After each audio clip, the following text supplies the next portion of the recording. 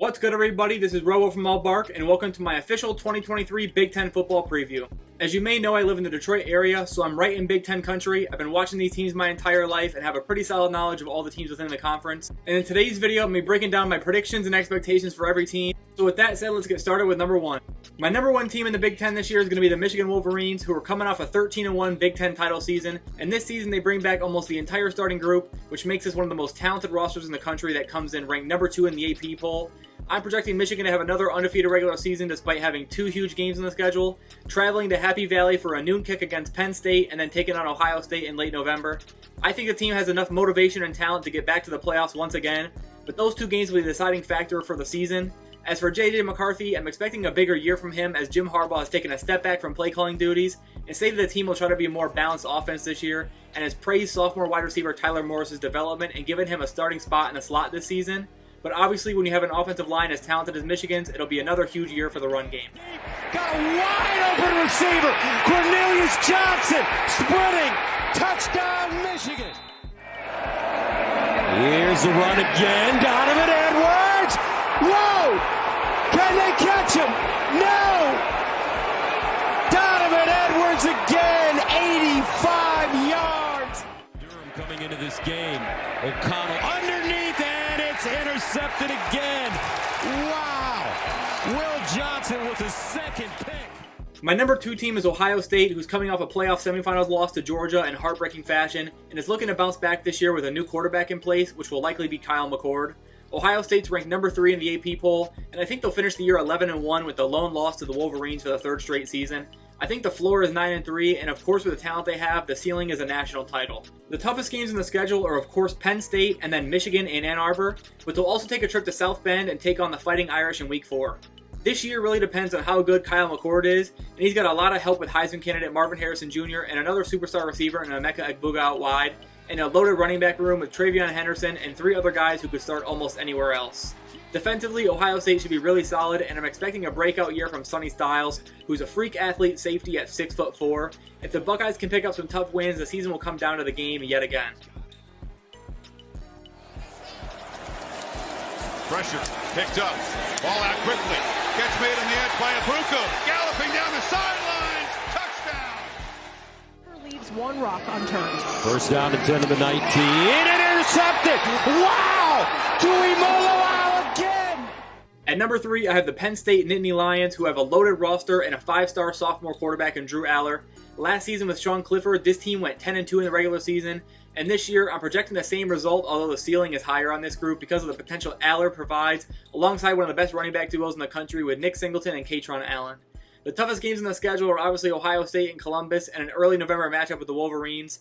Penn State could definitely take both of those games, but I gotta roll with the top dogs for now as it stands. The great news for Penn State is they can afford to let Drew Aller develop some comfort and confidence early on, as behind Kalen King, Chop Robinson, and Abdul Carter, the defense should be absolutely dominant against the lesser teams in the conference, which allows for less pressure on Aller to perform at a high level early on in the year. If Aller has a big year and things go well for Penn State, we can see them in the playoffs come January. Look at him! Wow. Look at Allen taking the pile with it before he went down. And rising loops a throw, and it's going to be picked off. That is Kalen King, the elite corner. The other thing, too, is Aller steps up here and throws deep, and it's a touchdown wide open for 6 points. My top team from the Big Ten West is the Iowa Hawkeyes, who I have at number 4 in the conference thanks to some big transfer portal additions. Last season, Iowa dropped 4 games in conference, but an upgrade at quarterback bringing in former Michigan starter Cade McNamara has them in position to potentially have a much stronger year. They enter the season ranked 25th in the AP poll and have 2 really tough road games in the middle of the year against Penn State and Wisconsin, which will likely make or break the year for the Hawkeyes. Even if they drop both of these games, as long as they're able to avoid a slip up to another team, they could be playing to clinch a Big Ten West title in the final week of the season against Nebraska still on the road. It's tough to gauge the year Iowa could have, as if the offensive system doesn't improve despite the quarterback upgrade, they could still struggle throughout the year and finish much worse than I'm projecting. The Iowa defense is loaded as usual though, and should keep them in every game regardless of the offensive play, but Caleb Brown emerging as a legitimate threat for Cade could help solve a lot of problems Iowa has had in the past. And that's a pick 6, Cooper DeJean. Back, you throw the sit down. First down to the second half for Cuse. Schrader, sensing pressure, was blocked. front 20-0 and a big hole here. Caleb Johnson has had one long touchdown run tonight, and now he has two. My 5th-ranked squad is the Wisconsin Badgers, who enter the year ranked 19th by the AP poll, despite coming off a 6-loss season last year. They dumped Paul Chryst and hit a home run hiring Luke Fickell, who brought in some key transfers and may have turned Wisconsin back around in one offseason. I have the Badgers going 9-3 this season, but I think the ceiling is 11 wins, and it's all depending on how they perform against some of the tougher games in the Big Ten West, with Illinois and Minnesota both on the road and Iowa at home. Tanner Mordecai was a great addition to replace Graham Mertz at quarterback, and USC transfer CJ Williams could be due for a breakout year as a wide receiver 2 behind Chimere Dike, who's one of the best receivers in the league.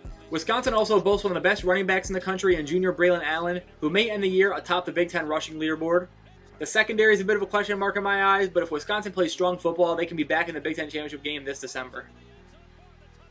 Mordecai. Saw it there to the perimeter.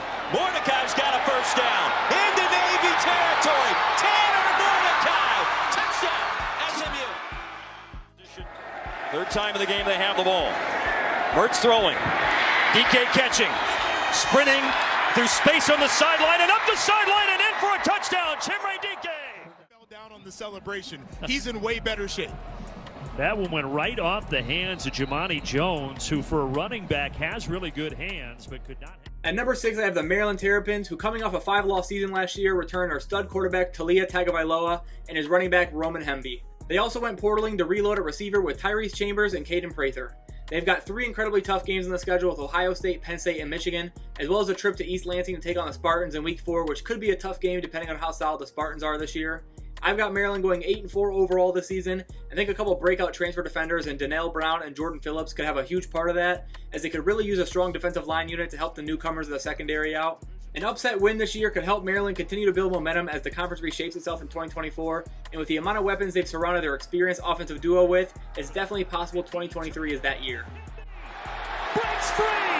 Foot race! Roman Hemby! Down the sideline and in! Short punt here from Maryland. Tagovailoa steps in. He's got a man. Deep downfield. It is Texas who makes the grab and trying to will his way and stretches him. For touchdown. Horton keeping at it, showing off his arm. Tyrese Chambers is a monster! Mossed the defense. The Minnesota Golden Gophers come in at number 7 after a strong 9-4 season last year behind the success of NFL running back Muhammad Ibrahim, who had an absolutely massive year last year. Under new starting quarterback Ethan Kaliakmanis, I can see Minnesota going 8-4 again this year, although it's a very tough schedule. Minnesota heads to Chapel Hill Week 3 to take on Drake May in North Carolina, and then also faces Michigan, Michigan State, and Wisconsin at home, as well as Iowa and Ohio State on the road. Roster-wise, I think Minnesota could be up for the challenge, but with a schedule this tough, the realistic floor is missing out on a postseason bowl matchup. I love the weapons they've surrounded Kaliakmanis with, including a deep group of receivers and arguably the league's best tight end in Brevin Spanford, who will probably be the X factor of the offense this year. Defensively, Minnesota has some studs in the secondary, but they'll need to improve big time in the pass rush as they ranked 111th last year in sacks per game. Rose intercepted. Picked off by Tyler Newton. Trying to make it 7. Thorne. Intercepted.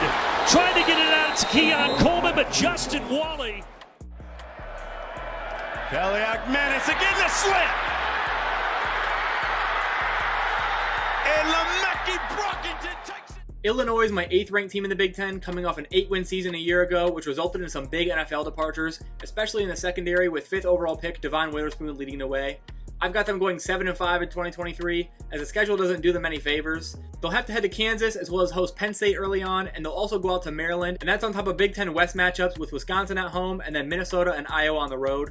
Luckily, they still have maybe the best interior defensive lineman in the country in Jerzon Johnny Newton, who returned to potentially be the first-round pick this season and help Illinois build off of last season a bit more.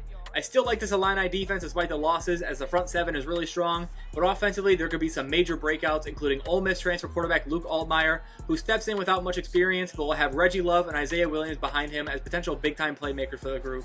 Twice. A stiff arm. Reverses field. Reggie Love the 3rd. First down inside the 20. That was going faster on 2nd down. Petrus from behind takes a hit and intercepted. It's picked off. The running back again. Altmaier keeps it this time. Pumps. Sheds a tackler. Throws to the end zone. Touchdown Rebs again. Number 9 is the Michigan State Spartans, who come off an incredibly disappointing 5-7 year last year and lost their starting quarterback Peyton Thorne to Auburn and the top 2 wideouts Jaden Reed to the NFL and Keon Coleman to the transfer portal, where he chose to head to Florida State. I've got the Spartans finishing 6-6 this year with a pretty wide floor and ceiling, as the new quarterback battle could make the year really interesting. Personally, I believe Caden Hauser is the better option, but Noah Kim has a bit more experience and seems like the likely starter to enter the year. The schedule's tough, facing top 10 Washington again in week 3, as well as heading out to Iowa and Minnesota, and then of course the usual East powers as they host Michigan and Penn State, but head to Columbus for their game against the Buckeyes this year. The secondary was horrendous last year, and if they don't see improvement at all in that area this season, and the quarterback play isn't up to par, it could be a really rough second half of the season, as there really isn't a single easy win after week 2. Intercepted by Michigan State. Cal Holiday streaking across, and he is in for the pick 6. Allen the setback for Wisconsin as they begin play, and he's stopped. The line of scrimmage is the ball loose. Fumble. Does Michigan State have it? At number 10 is the Nebraska Cornhuskers, who hired Matt Rule to help recover the program back to classic Nebraska football.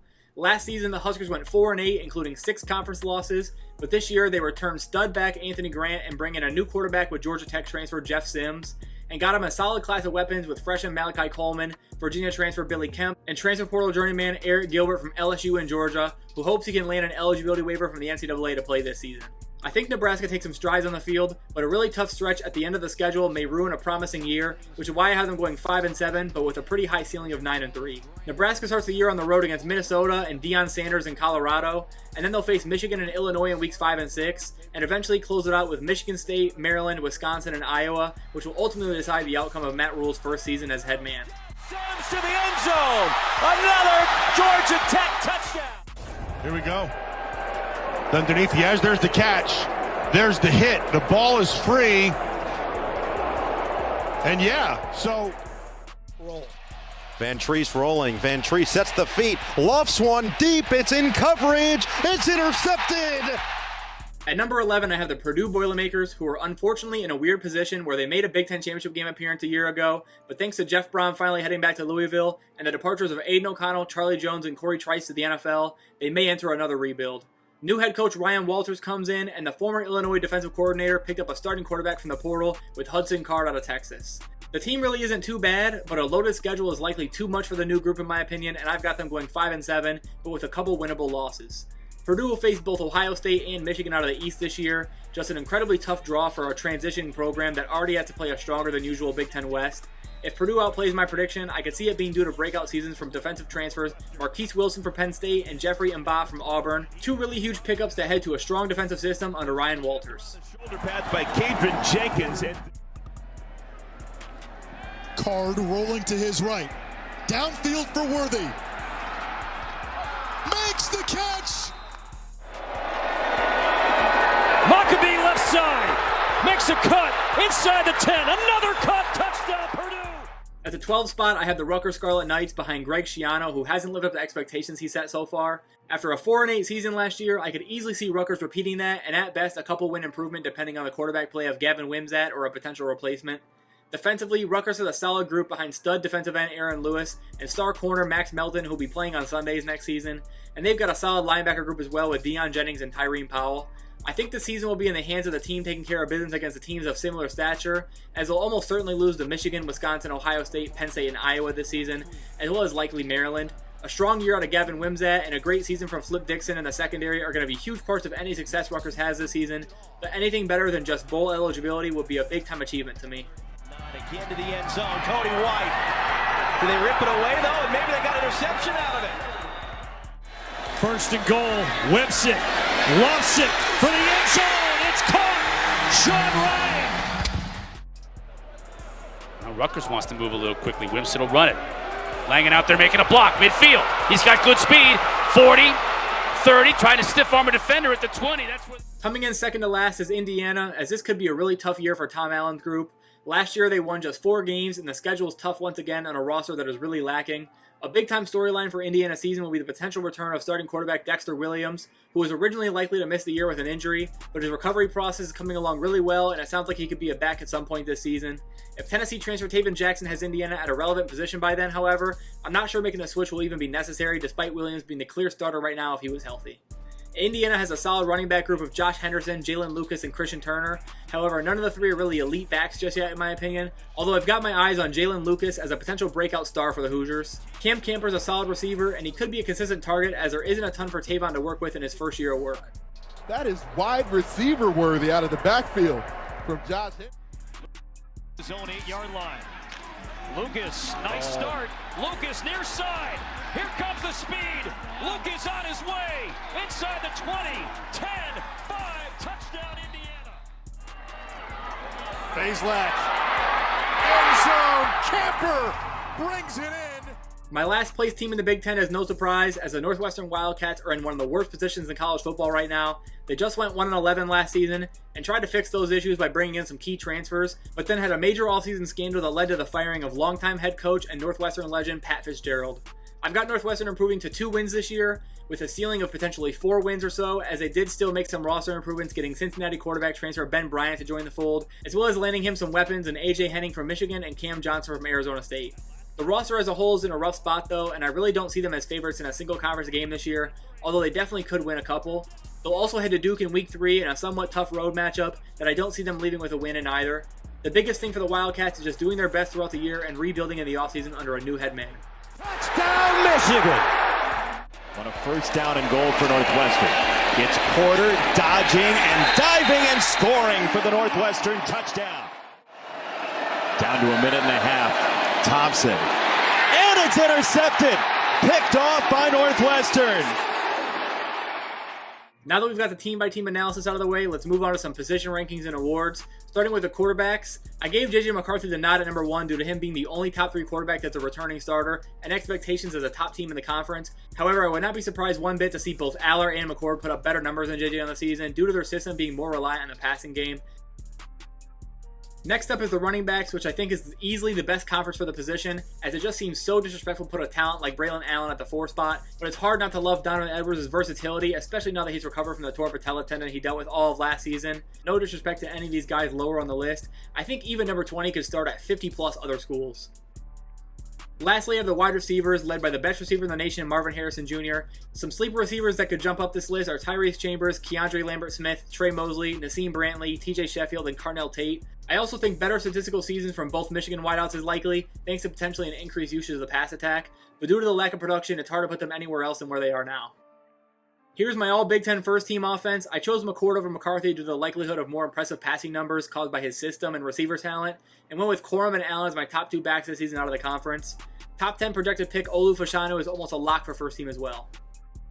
On the second team, it's absolutely loaded with talent, with McCarthy, Singleton, Edwards, and an elite receiver trio. Theo Johnson is someone I can see having a big year with Drew Aller, continuing the trend of elite Penn State tight ends. The third team's led by Drew Aller, and like I said, 2 more elite backs in Henderson and Allen. I went with Eric All here, as I think his chemistry with Cade McNamara will bode well for his season at Iowa, despite them also having another stud at the tight end position. Defensively, the first team has 4 or 5 guys I can see being in first-round picks in this next draft, as well as Abdul Carter and Will Johnson, who are 2 of the best sophomore defenders in the entire country due for big-time years. On the second team, Josiah Stewart makes an appearance, as the Colts of Carolina transfer could be a dominant on the edge for the Wolverine defense, especially with interior sophomore Mason Graham on the line with him. Sonny Styles is the first shocker pick. I just love his potential in the OSU secondary and think he's in for a major breakout. Lastly, on the third team, Jack Sawyer is another breakout candidate for the Buckeye defense, and I have to show some love to Max Melton, who's one of the better defensive backs in the country, and a guy I really like for the 2024 NFL Draft right now. My pick for Big Ten Offensive Player of the Year is pretty standard. It's Marvin Harrison Jr., the best receiver in the country, and even if Ohio State were to drop 2 or 3 games, it's his award to lose, especially with all the hype around his name right now. On the other side of the ball, I'll go with Johnny Newton, just an absolute monster in the middle of the line, a wrecking ball defender who I think is more than worthy of a first-round pick in the 2024 draft as it stands right now. Lastly, my coach of the year goes to Jim Harbaugh, as I had to choose him as I'm taking the Wolverines to win the conference and extend the regular season win streak, picking up his 3rd straight win over the Buckeyes in the process. Alright, there's my official 2023 Big Ten football season preview, showcasing each team and a bunch of the top players on both sides of the ball. I can't wait for the season to officially get here next week and then Big Ten play to start soon after that. And with that being said, that's going to be it for this video, guys. Thanks for watching as always. Feel free to like and subscribe if you haven't already, and I'll see you guys in my next video. Peace.